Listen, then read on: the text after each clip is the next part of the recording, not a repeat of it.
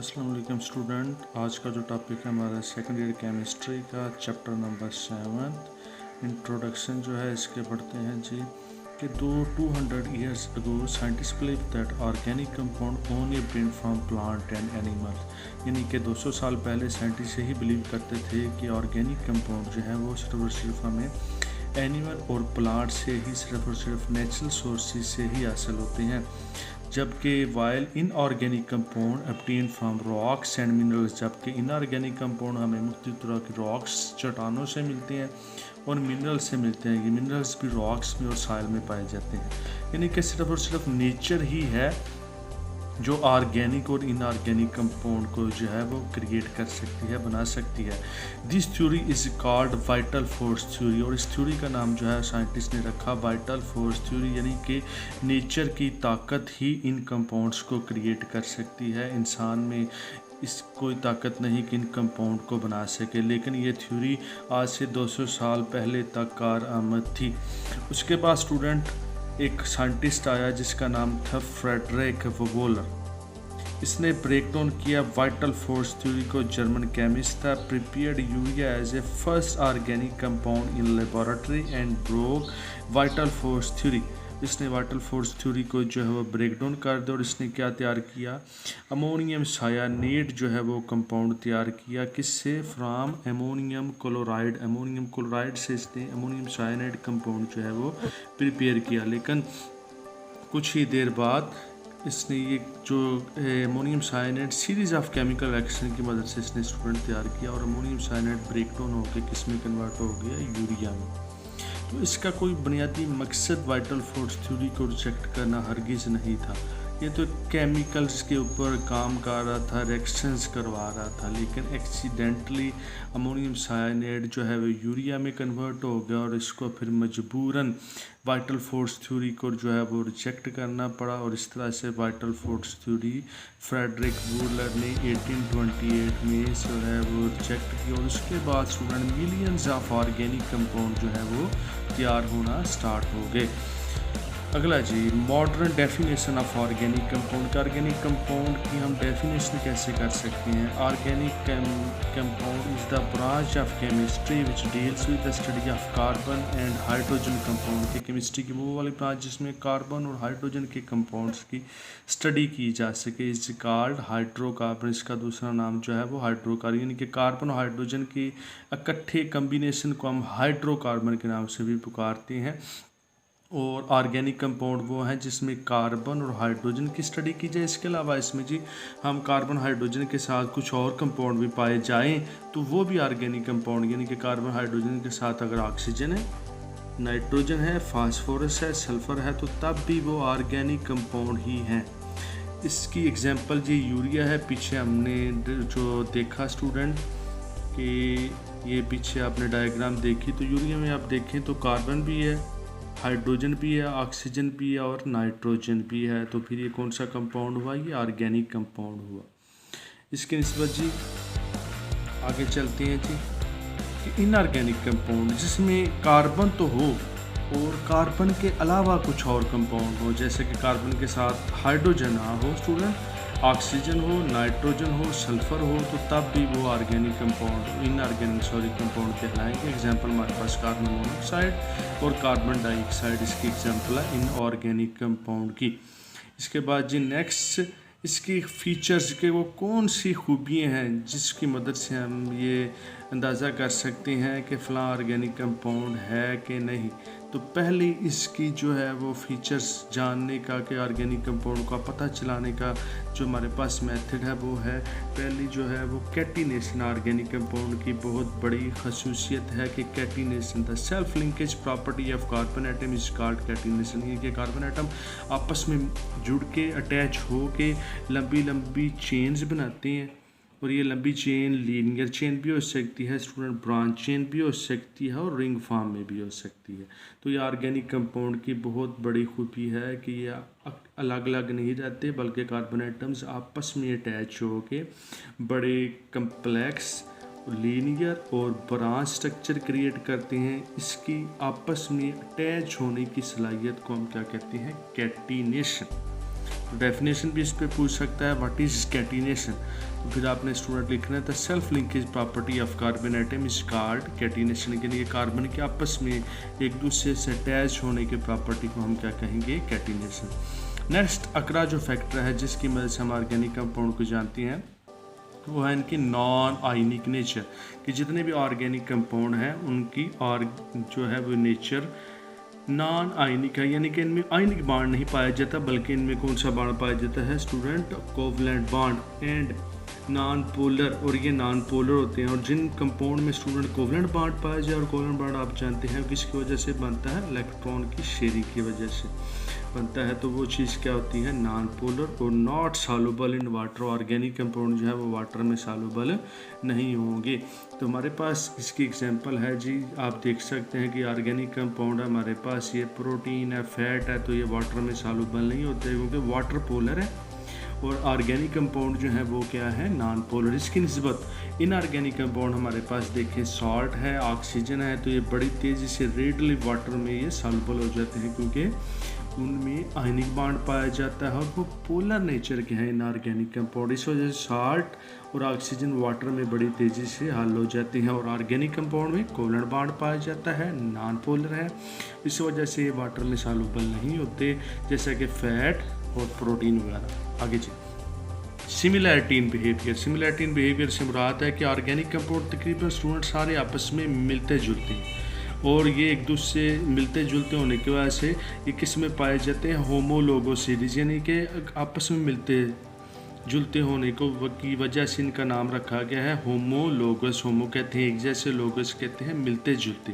तो ये organic compound क्या है, आपस में एक दूसरे से काफ़ी ज़्यादा मिलते जुलते हैं, और इनमें डिफरेंस सिर्फ CH ग्रुप की वजह से आता है। जैसा कि हमारे पास एग्जांपल है, यहाँ पे आप देख सकते हैं मीथेन है तो इसका फार्मूला CH4 है, ईथेन है तो फार्मूला C2H6 है। तो दोनों में आप कंपाउंड में देखें, बल्कि 4 कंपाउंड है, चारों में आप देखें तो कार्बन हाइड्रोजन चारों में पाई जाती है।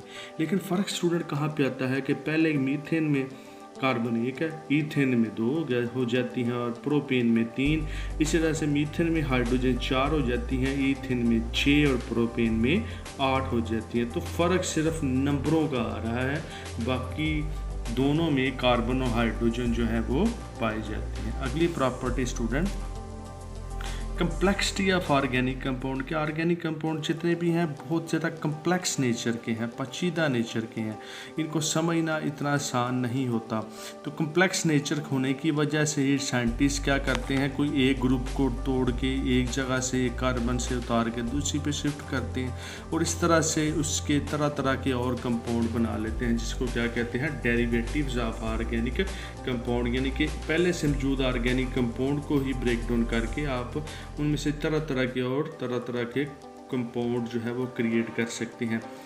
तो organic compound is very complex. Organic compound बहुत ज़्यादा कम्प्लेक्स होते हैं। लाइक स्टार्च हमारे पास एग्जांपल जो बुक में दी गई है, और ये कहाँ से हासिल होता है, हमें राइस से और मेज़ से, मकई के आटे से हासिल होता है।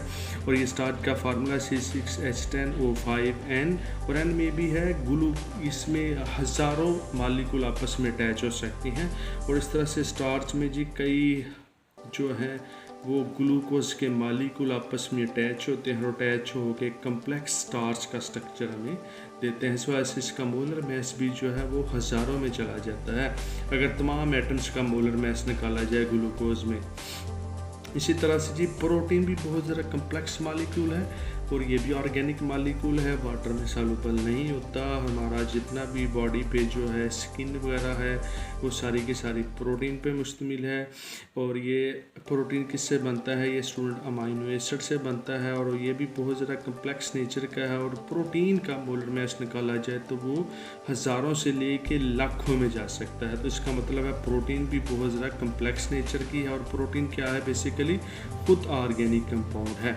इस वजह से एक कम्प्लेक्स नेचर की सलाहियत रखते हैं। जैसा कि यहाँ पे एक ऑर्गेनिक कंपाउंड दिखाया गया, तो आप देख सकते हैं कितनी कम्प्लेक्स नेचर का, कितने एटम्स मालिक्यूल्स आपस में अटैच है, कोई रिंग है, किसी ने ब्रांच बनाई हुई, तो काफ़ी कॉम्प्लिकेटेड मालिक्यूल। इस तरह के हज़ारों लाखों कॉम्प्लिकेटेड मालिक्यूल जो है नेचर में पाए जाते हैं।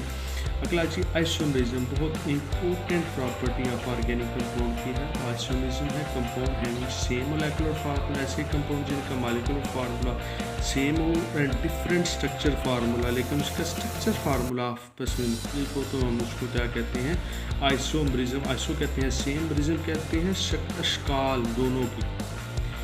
तो स्टूडेंट यहाँ पे एग्जाम्पल हमारे पास दी गई है, तो एथानॉल की है और डाई मिथाइल ईथर। आप दोनों को देखें तो स्टूडेंट दोनों का मोलेकुलर फार्मूला सेम है, C2H6O, और डाई मिथाइल ईथर का भी C2H6O, लेकिन दोनों में स्ट्रक्चर में डिफरेंस है।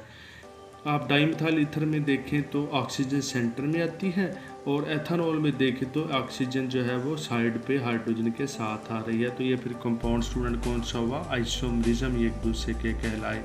इनका मोलेकुलर फार्मूला सेम है लेकिन स्ट्रक्चर फार्मूला दोनों का डिफरेंट है। अगली बहुत important property, rate of organic reaction. Rate से मुराद है स्पीड, यानी कि ऑर्गेनिक कंपाउंड किस तेज़ी से एक दूसरे से रिएक्ट करके कंपाउंड बनाते हैं। स्टूडेंट जो रिएक्टेंट तेज़ी से रिएक्ट करके कंपाउंड बना देंगे तो हमें कंपाउंड प्रोडक्ट से स्टूडेंट गर्ज होती है।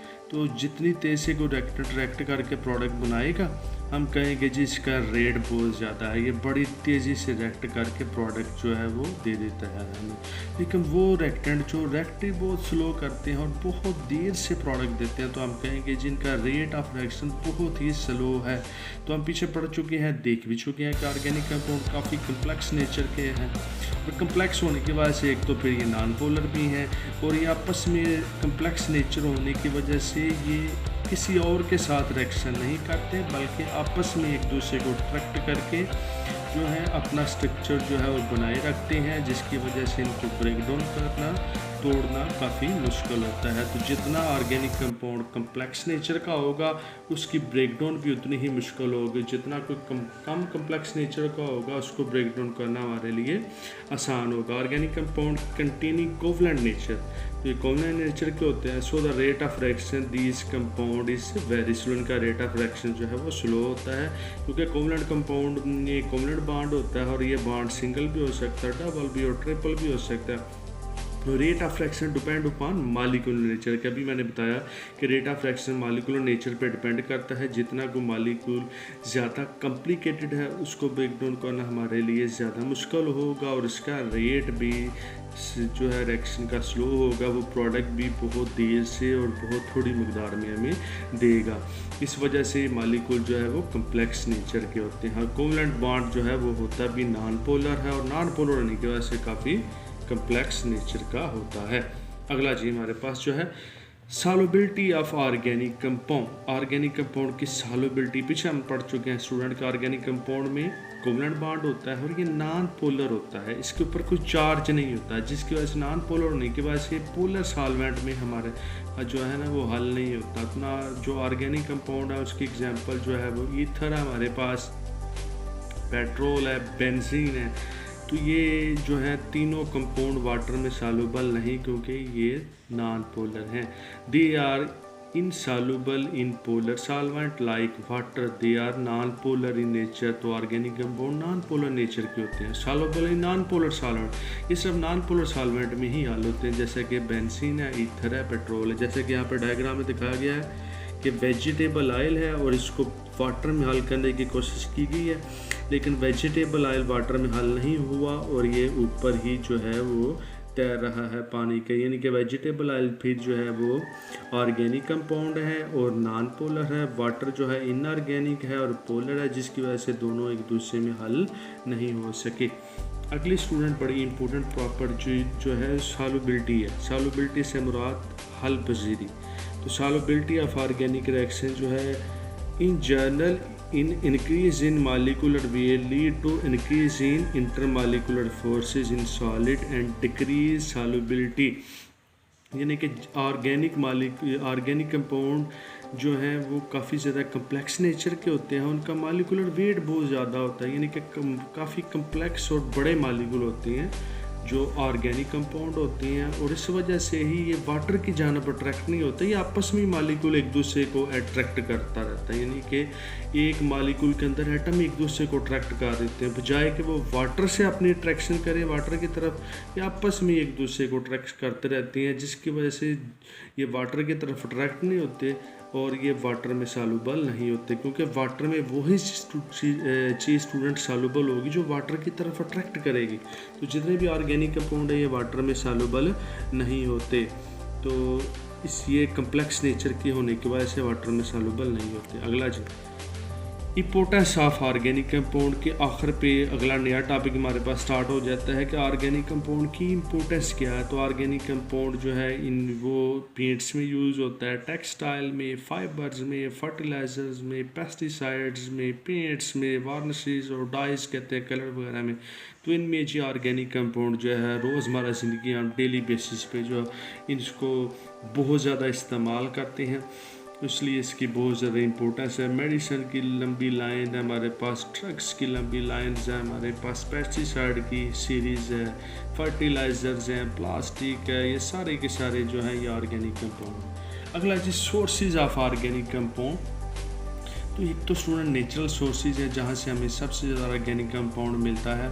तो नेचर ने जो सोर्सेज हमें दिया है वो है कोल, नेचुरल गैस और पेट्रोल।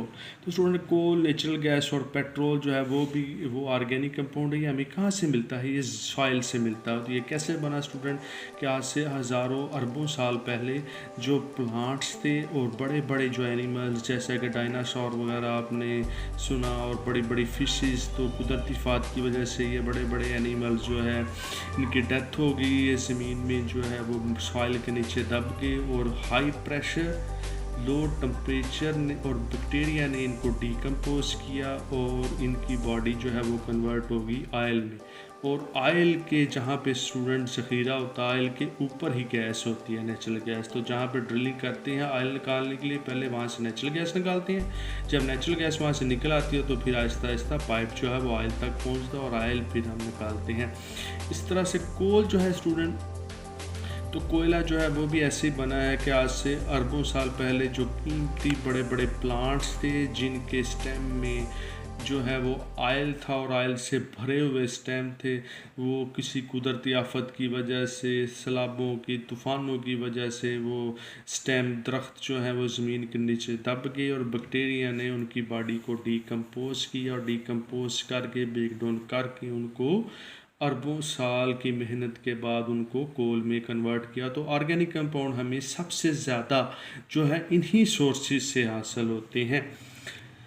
नहीं जी, कोल के सोर्सेज, तो कोल जो है आज से 500 billion years ago wood converted into coal, तो 500 साल लगे जी। तो वुड जो है वो आहिस्ता आहिस्ता बैक्टीरियन डिकम्पोज किया और हाई टेम्परेचर, हाई प्रेशर और बैक्टीरियन की बॉडी को डिकम्पोज करके तो वो आहिस्ता आहिस्ता जो है वो कोल में कन्वर्ट हो गई। जैसे कि यहाँ पे एक डायग्राम दिखाई जा रही है कि ये प्लांट थे, पहले डायग्राम में आप देखें 300 मिलियन ईयर्स अगो, तो आहिस्ता आहिस्ता ये प्लांट नीचे दब गए, डेड हो गए, उनके ऊपर डर्ट मट्टी आ गई, उसके ऊपर फिर ये झील थी, ये पानी काफ़ी देर रहा, तो मट्टी का प्रेशर, वाटर का प्रेशर, तो आहिस्ता आहिस्ता ये फिर जब हज़ारों अरबों साल गुजरे तो ये सिलसिला चलता रहा और ऊपर जो है वो मट्टी खुशक हो के रॉक्स में कन्वर्ट हो गई और नीचे जो है वो बेड में आप देख सकते हैं वो कोल है। तो कोल बनने का अमल कोई इतना आसान नहीं था, काफ़ी अरबों साल लगे, पेचीदा कम्प्लेक्स सिस्टम था। तो इस तरह से प्लांट जो है वो आहिस्ता आहिस्ता बैक्टीरिया इनके डिकम्पोज करके इनको कोल में कन्वर्ट किया। तो ये स्टूडेंट जो है ये अरबों और हज़ारों सालों का प्रोसेस होता है जिसमें जो है ट्रीज़ जो है वो कोल में कन्वर्ट हुए हैं। अगला टॉपिक जो है वो कोल की टाइप्स हैं हमारे पास। तो स्टूडेंट ज़मीन में से कोल हमेशा एक जैसा नहीं निकल रहा, तो 4 तरह का कोल जी जो ज़मीन में पाया जाता है, मुख्तलिफ़ जगहों पे माइंस में मुख्तलिफ़ तरह का कोल है। तो लिग्नाइट है हमारे पास, बिटुमाइनस है, लिग्नाइट में आप देखें तो 30% कार्बन है, बिटुमाइनस में 40% है, एंथ्रासाइट में जो है वो 90% है। तो इस तरह से जिसमें जितनी ज़्यादा कार्बन कंटेंट हैं तो उसकी बर्निंग एबिलिटी उस कोल की ज़्यादा है, वो ज़्यादा बेटर जो है वो ज़्यादा देर तक बर्न करेगा, क्योंकि एक ऑर्गेनिक कंपाउंड ने बर्न करना होता है कार्बन के सर पे। तो कार्बन जितनी ज़्यादा होगी तो इतनी ज़्यादा अच्छे तरीके से बर्न करेंगे। तो इसका मतलब एंथ्रासाइन में 90% कार्बन है, तो ये ज़्यादा बर्निंग एबिलिटी रखेगा, ज़्यादा देर तक बर्न करेगा एयर में। इसके निस्बत लिग्नाइट में 30% है, तो वो थोड़ी देर बर्न करके फौरी तौर पे बुझ जाएगा। इसके आगे स्टूडेंट अगला टॉपिक है जी कि व्हाट इज़ डिस्ट्रक्टिव डिस्टिलेशन। इसको पढ़ने से पहले कि कोल जो है वो स्टूडेंट आहिस्ता आहिस्ता जो है कोयले को हम किसी और चीज़ में भी कन्वर्ट कर सकते हैं। तो कैसे, वो है डिस्ट्रक्टिव डिस्टिलेशन। रेड कलर का यहाँ पे मैंने किया है, तो ये आपका एक शॉर्ट क्वेश्चन भी है, व्हाट इज़ डिस्ट्रक्टिव डिस्टिलेशन। तो ये शॉर्ट क्वेश्चन है जी जो रेड कलर का मैंने किया हुआ है। Destructive distillation is a process, एक ऐसा तरीकाकार है in which coal is heated in the absence of air, जहाँ पे कोयले को हीट किया जाता है एयर की गैर मौजूदगी में। किस पे, 500 से 1000 डिग्री सेंटीग्रेड पे। It is converted into Coke, तो वो कोक में कन्वर्ट हो जाता है, कोल गैस में और कोल तार में। यहाँ पे एक डायग्राम दिखाई गया स्टूडेंट कि कोल लिया, उसको हीट किया गया, तो इम्प्योरिटी यहाँ पे देखें तो बर्निंग कोल गैस जहाँ पे लिखा है, यहाँ पे इस कोयले में से जो इम्प्योरिटीज़ हैं वो एयर में चली जाएंगी।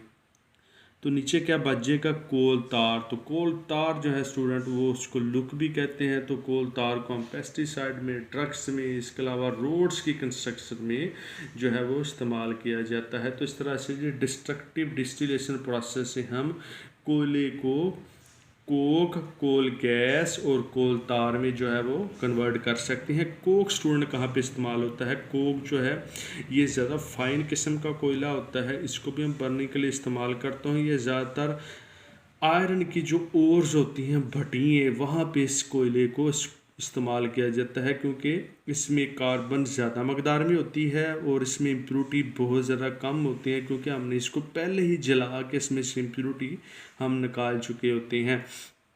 तो इस तरह से जो डिस्ट्रक्टिव डिस्टिलेशन कहते हैं तोड़ना, अलग अलग करना, सॉरी। डिस्ट्रक्टिव का मतलब है तोड़ना और डिस्टिलेशन का मतलब मुख्तलिफ टेम्परेचर्स भी इनको सेपरेट आउट करना। तो इस तरह से हम कोयले को जो है वो कोक, कोल गैस और कोल तार में जो है वो हीट करके इन द एब्सेंस ऑफ एयर और हाई टेम्परेचर में हम इसको कोक, कोल गैस और कोल तार में कन्वर्ट कर लेते हैं। कोक के मैंने मतलब बताया कि इसको आयरन की ओर में इस्तेमाल किया जाता है, भट्टियों में, आयरन की भट्टियों में इस्तेमाल किया जाता है कोयले को, कोक को।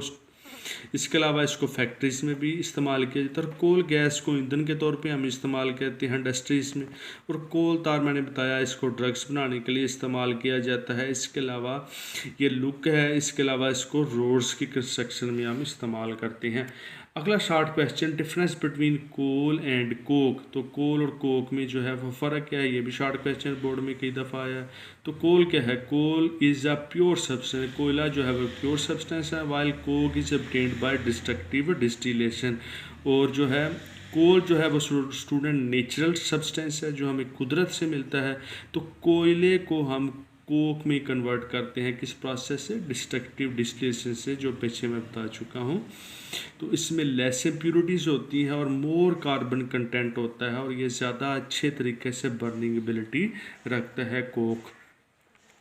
नहीं जी, आगे आखिर पे जी सोर्सेज ऑफ कोल इन पाकिस्तान के, पाकिस्तान में कोयला कहाँ कहाँ पाया जाता है, ये बलूचिस्तान में पाया जाता है, फ्रंटियर के नॉर्थन वज़ीरिस्तान के इलाके में पाया जाता है। इसके अलावा थर में भी कोल के प्रोजेक्ट हमारे पास। तो पाकिस्तान में स्टूडेंट 184 बिलियन टन जो है वो टोटल कोल है पाकिस्तान में, इन विच 80% इज़ यूज्ड इन किलन। तो 80% जो है वो भट्टियों में इस्तेमाल किया जाता है, ब्रिक्स ईंटें पकाने के लिए इस्तेमाल किया जाता है, और 20% स्टूडेंट जो है वो डोमेस्टिक पर्पसेस के लिए यूज़ किया। जैसा कि यहाँ पे एक डायग्राम में दिखाया जा रहा है, तो ब्लैक कलर के डॉट जो है पाकिस्तान की मैप पे नज़र आ रहे हैं, तो ये कोयले के जो हैं वो सोर्सेज हैं कि कोयला यहाँ पे इन जगहों पे माइनिंग हो रही है और वहाँ से ये निकाला जा रहा है। इसके अलावा भी इसकी तलाश जो है मज़ीद जारी है।